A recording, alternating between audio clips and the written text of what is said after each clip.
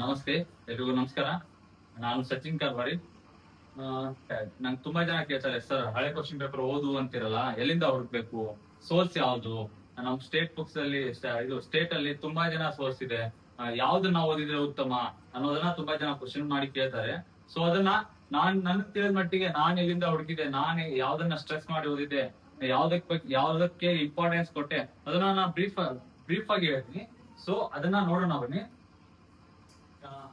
ಅದೇ ಟಾಪಿಕ್ ಇಲ್ಲಿ ಹಳೆಯ ಪ್ರಶ್ನೆ ಪತ್ರಿಕೆಯನ್ನು ಹುಡುಕುವುದು ಎಲ್ಲಿ, way should I find old question papers ಅನ್ನೋದು.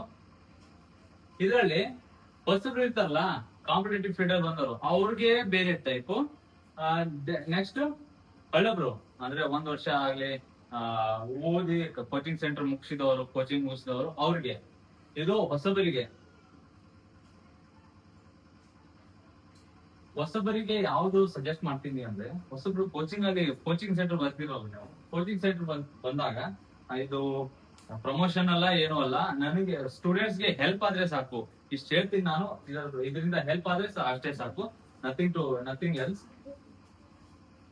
ಸ್ಟಾರ್ಟಿಂಗ್ ಕೋಚಿಂಗ್ ಅಲ್ಲಿ ಬಂದಾಗ ನೀವು ಯಾವ ಎಕ್ಸಾಮ್, ಒಬ್ಬ PC ಎಕ್ಸಾಮ್ ಬಗ್ಗೆ ಓದ್ತಿದ್ದಾನೆ, PSI ಬಗ್ಗೆ ಓದ್ತಿದ್ದಾನೆ, ಗ್ರೂಪ್ ಸಿ ಬಗ್ಗೆ, KS, SD, FDA ಯಾವ್ದ್ರ ಬಗ್ಗೆ ಓದ್ತಿರಲ್ಲ, ಆ ಕ್ವಶನ್ ಪೇಪರ್ ನ ಬಿಡಿಸ್ಬೇಕು. ಫಾರ್ ಎಕ್ಸಾಂಪಲ್ ನನ್ ತಗೊಳ್ಳಿ, ನಾನು PSI ಸಂಬಂಧ ಓದಕ್ ಬಂದಿದ್ದೆ. PSI